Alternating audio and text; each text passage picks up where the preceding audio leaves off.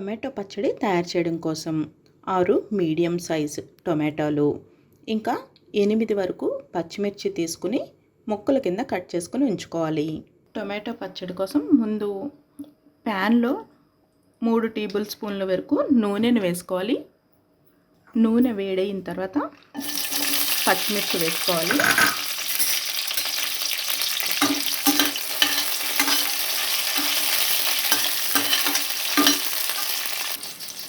పచ్చిమిర్చి వేగిన తర్వాత వేరే ప్లేట్లోకి ట్రాన్స్ఫర్ చేసేసుకోవాలి.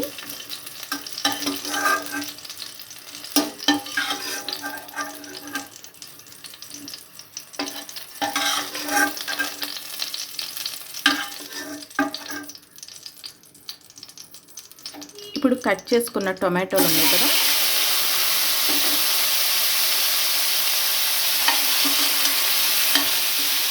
ఈ టొమాటోలు వేసుకోవాలి. ఇప్పుడు స్టవ్ని లో ఫ్లేమ్లో పెట్టుకుని మూత పెట్టుకుని ఉడకనివ్వాలి. ఇది మనం టొమాటో పచ్చడి మామూలు రోటి పచ్చడి తయారు చేసుకుంటున్నాం కాబట్టి మూత పెట్టుకుని ఉడికించుకోవచ్చు. మనకి ఏవైనా నిలవ పచ్చళ్ళు తయారు చేసుకున్నప్పుడైతే మూత పెట్టుకోకూడదు, కానీ మనం ఆ రోజుకి ఏ రోజుకి ఆ రోజు చేసుకునే రోటి పచ్చడి చేస్తున్నాం కాబట్టి మూత పెట్టుకుని మనం మగ్గనివ్వచ్చు.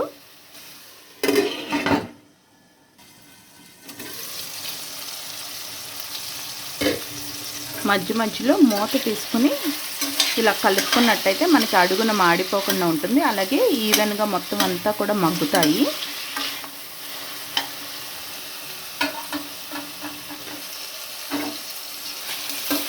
టొమాటోలు కొంచెం మెత్తబడినాయి కదా, కొంచెమే ఇలా అయినాయి. ఇప్పుడు కొంచెం చింతపండు,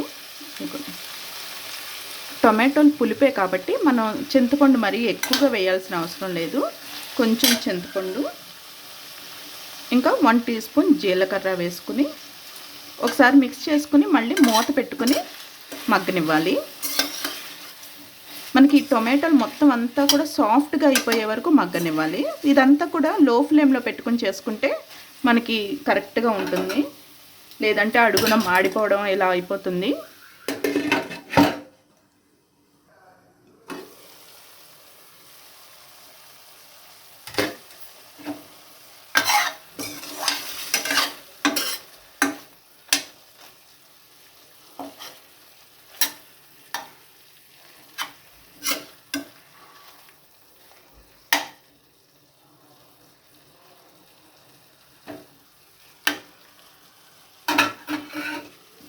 టొమాటో అంతా కూడా ఇలా మగ్గిపోయిన తర్వాత చల్లారనివ్వాలి. స్టవ్ ఆఫ్ చేసేసుకుని ఇదే ప్యాన్లో ఇలా చల్లారిచ్చిన తర్వాత అప్పుడు గ్రైండ్ చేసుకోవాలి.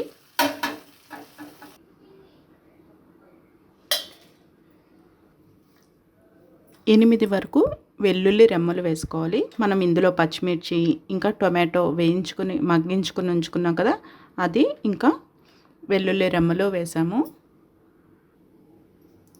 ఇంకా రుచికి సరిపడా ఉప్పు, ఇక్కడ నేను 3/4 టీ స్పూన్ వరకు ఉప్పు వేస్తున్నాను. సాల్ట్ మనం 3/4 టీ స్పూన్ వేసాం కదా, ఒకవేళ అవసరమైతే తర్వాత యాడ్ చేసుకోవచ్చు. మనకి టేస్ట్ పులుపుని బట్టి మనకి సాల్ట్ యాడ్ చేయాల్సి ఉంటుంది కాబట్టి తర్వాత ఒకవేళ సరిపోలేదు అంటే అప్పుడు యాడ్ చేసుకోవచ్చు. పచ్చడి ఇలాగా మరీ మెత్తగా కాకుండా ఈ విధంగా గ్రైండ్ చేసుకుంటే బాగుంటుంది. ఒకసారి టేస్ట్ కూడా చెక్ చేసుకుంటే సరిపోయింది. పచ్చిమిర్చి కారం తక్కువగా ఉండడం వల్ల సరిపోయింది. ఒకవేళ పచ్చిమిర్చి మాత్రం కారం ఎక్కువగా ఉంది అనుకుంటే ఇంకొకసారి కొంచెం సాల్ట్ వేసుకుని యాడ్ చేసుకోవాలి. ఇంకా కొంచెం ఇలా కచ్చాపచ్చాగా గ్రైండ్ చేసుకున్నట్టయితే మనకి రైస్లోకి బాగుంటుంది. మనం చట్నీలాగా మనకి దోశల్లోకి కావాలి అనుకుంటే బాగా మెత్తగా గ్రైండ్ చేసుకుంటే బాగుంటుంది.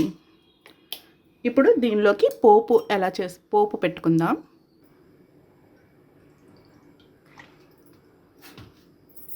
ఇప్పుడు ప్యాన్లో 2 టీ స్పూన్ల వరకు నూనె వేసుకుని వేడి చేసుకోవాలి. 1 టీ స్పూన్ వరకు 2 టీ స్పూన్ వరకు నూనెను వేసుకున్నాం కదా, నూనె వేడైన తర్వాత 1/2 టీ స్పూన్ ఆవాలు, 1/2 టీ స్పూన్ జీలకర్ర, 4 ఎండుమిరపకాయలు, 3 వెల్లుల్లి రెమ్మలు వేసుకుని ఫ్రై చేసుకోవాలి.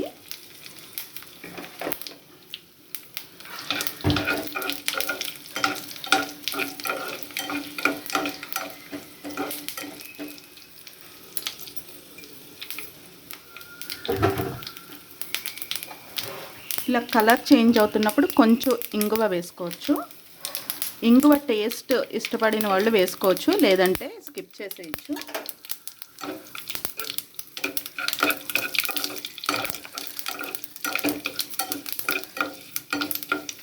ఇలా వేసిన తర్వాత స్టవ్ ఆఫ్ చేసేసుకుని కరివేపాకు, ఫ్రెష్ కరివేపాకు ఉంటే ఫ్రెష్ కరివేపాకు వేసుకోండి.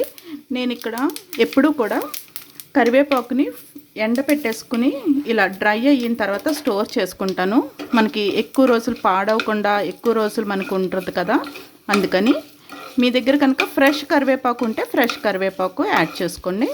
ఇలా పోపు ఫ్రై అయిన తర్వాత స్టవ్ ఆఫ్ చేసేసుకుని మనం రెడీ చేసుకున్న టొమాటో పచ్చడిలో వేసేసుకోవాలి.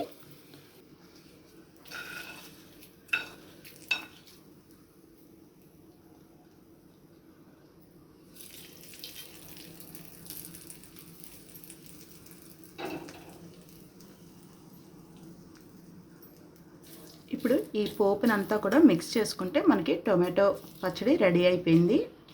మనం ఈ టొమాటో పచ్చడిని చట్నీ, మనకి దోశల్లోకి చట్నీ లాగా యూస్ చేసుకోవడానికి కూడా చాలా బాగుంటుంది. అలాగే మనం రైస్లోకి నెయ్యి వేసుకుని వేడి వేడి అన్నంలోకి తింటే చాలా బాగుంటుంది. చూసారు కదండి, టేస్టీ అయిన టొమాటో పచ్చడి రెసిపీ. మరొక ఇంట్రెస్టింగ్ వీడియోతో మళ్ళీ కలుద్దాం.